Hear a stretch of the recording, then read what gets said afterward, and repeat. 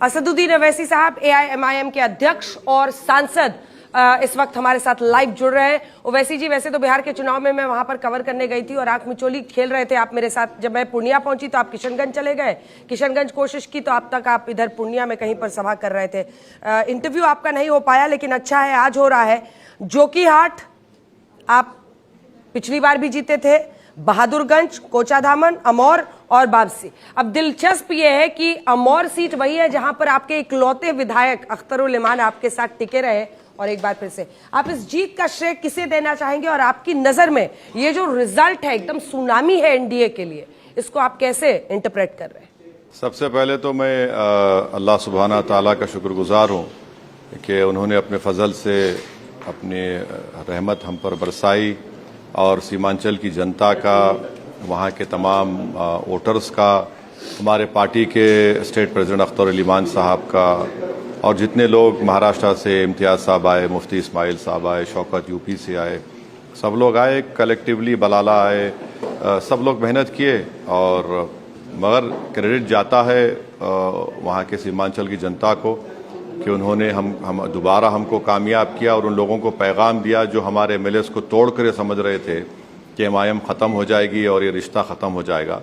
मगर रिश्ता इंशाअल्लाह ताला असदुद्दीन ओवैसी जिंदा रहेगा, तब भी रहेगा, मेरे मरने के बाद भी रहेगा। अब जहाँ तक आपसे आंख मुचोली का सवाल है मैडम, लाइटर वेन में आपसे आंख मुचोली खेलने मज़ा आता है। अब चुनाव के दौरान में हम क्यों एक देश की सबसे बड़ी एंकर से इंटरव्यू देना पसंद नहीं करेंगे, मगर चुनाव में बड़ी जिम्मेदारी होती है। तो हम आप पूर्णिया में थे, मैं किशनगंज में बेस था, तो इसलिए आपसे इंटरव्यू नहीं हो सका। आप इसको गलत मत लीजिए, मगर आपके कलीग को मैंने इंटरव्यू दिया।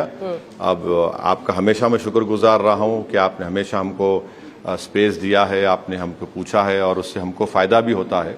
मगर उस वक्त ऐसा हो गया था कि मुश्किल था बहुत मिलना। अब आते हैं असल सवालों पर, क्योंकि अभी तो वार्मिंग अप राउंड चल रहा था। बिहार की जनता का जो मैंडेट है उसका रिस्पेक्ट करते हैं। हाँ, अभी वार्मिंग अप राउंड अप चल रहा था। अब जो फिरकी आपकी पार्टी ले रही है कांग्रेस पार्टी पर, उस पर मैं शुरुआत करूंगा। हाँ, ये जो पोस्ट किया आपके एआईएमआईएम बिहार ने, आपने पढ़ा है? कांग्रेस ने वोट काट कर हमें भारी नुकसान पहुंचाया है, वरना हम 15+ सीट जीत रहे थे। आपको अब तक वोट कटवा कहा जा रहा था, बीजेपी की बी टीम कहा जा रहा था। अब आप कांग्रेस पार्टी को मतलब घाव पर नमक छिड़कने निकले हैं। उनको कह रहे हैं कि कांग्रेस वाले अब एआईएमआईएम का वोट काट रहे हैं। नहीं, मैं तो कहूँगा हमारे बिहार यूनिट से कि इस तरह का कोई डालने की जरूरत नहीं है। जनता ने अपना फैसला सुना दिया है, वरना फिर हम में और दूसरों में फ़र्क क्या रहेगा? ये बोलते रहेंगे। अब हमको अपना काम करना है, जनता का फैसला है।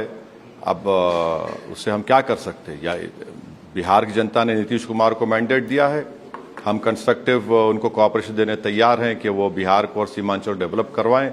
अब इसका जिम्मेदारी हमारी थोड़ी है कि कोई जीते कोई हारे, हमारा काम लड़ना है, हम लड़ेंगे तो और जीतेंगे। अब हैदराबाद जुबली हिल में नवीन यादव कामयाब हो गए, हमको बड़ी खुशी हुई, हमने ओपनली उनका सपोर्ट किया। ये रेवंत रेड्डी की एज अ चीफ मिनिस्टर एक बहुत बड़ी कामयाबी है उनके लिए।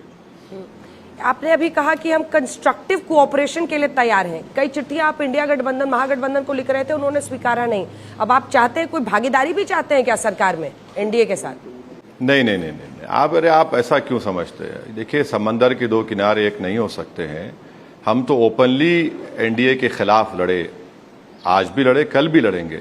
मगर सीमांचल की जनता के लिए, हमारे विधानसभा के डेवलपमेंट के लिए हम बराबर जाकर गवर्नमेंट्स के मिनिस्टर्स से, सीएम से हमारे को राइट है असेंबली में उठाने का और सवालात करने का, उनसे मुलाकात करके रिप्रेजेंट करने का, वो करेंगे हम, वो हमारी जिम्मेदारी है। मगर ये आइडियोलॉजिकली हम उनसे बिल्कुल अलग हैं। हमने तो 6 सीट जब लिखा लेटर अख्तरुल इमान ने कहा कि हमको मंत्री पद मत दीजिए आप, तेजस्वी को हमने कहा था, हमको सिर्फ सीमांचल डेवलपमेंट काउंसिल का रेजोल्यूशन बनाइए और सीमांचल से इंसाफ करिए, यही हमने लिखा था। आज भी हम वही कह रहे हैं। हमको सीमांचल के डेवलपमेंट से मतलब है और रहेगा, क्योंकि वो भारत का सबसे पसमानदा इलाका है। वहाँ पर छोटे बच्चे इन्फेंट मोर्टेलिटी से मर जाते हैं, वेस्टेड होते हैं 50%, महिलाएं मर जाती हैं, पलायन होता है, ब्रिजेस नहीं है, यूनिवर्सिटीज नहीं है। तो ये सब चीज़ें उस पर हम कोशिश करेंगे, लड़ेंगे वहाँ पर। अब थोड़े सवालों को और धारदार करते हैं। आप ये जो बता रहे हैं कि तमाम दिक्कतें हैं सीमांचल की, वो आपको खींचकर वहां ले जाता है या ये मुस्लिम आबादी खींच कर ले जाती है? क्योंकि आपको जीतने के लिए बिहार में सीट मिनिमम 64% मुस्लिम आबादी चाहिए। ओवैसी जी, मैंने आपको देखिए पहले ही बधाई दे दी है और मैं आपकी जीत के जश्न को किरकिरा नहीं करना चाहती हूं, but these are basic questions जो पूछे जाने चाहिए। यानी औसतन अगर आप देखिए 22 की सीट जो आप जीते हैं वहां पर 64% मुस्लिम्स। अमौर जो आप दूसरी बार जीते हैं फिर से अख्तरुल इमान के साथ, वहां पर 70% मुस्लिम।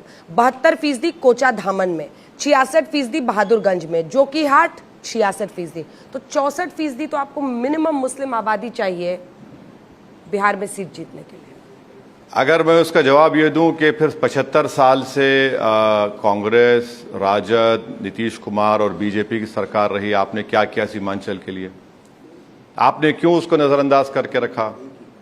एक स्ट्रेटेजिक इलाका है भारत का, अगर वहाँ पर ह्यूमन डेवलपमेंट इंडिकेटर्स इतने बुरे हैं, वहाँ पर 92% मुस्लिम बच्चियाँ इंटर 12th पास नहीं करती हैं, माहाना आमदनी सबसे कम है बिहार में 2630 रुपये, 50% तो उसमें क़र्ज़े में चले जाता है, 50% पॉवर्टी है रूरल एरियाज़ में।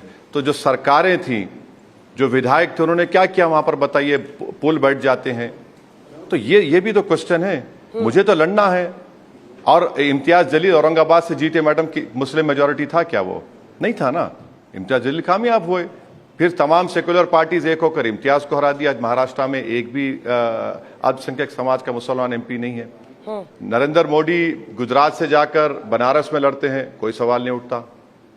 तो ये चीजें हैं। अब हम पार्टी हमारा, और मैडम 2015 में हमने लड़ा, नाकामी हुई, 2020 में लड़ा, हमको कामयाबी मिली, आपने तोड़ लिया, फिर लड़े हैं, कल भी लड़ेंगे, लड़ते आए।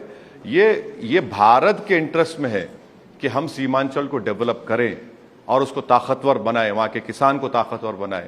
इससे भारत और बिहार मजबूत होगा।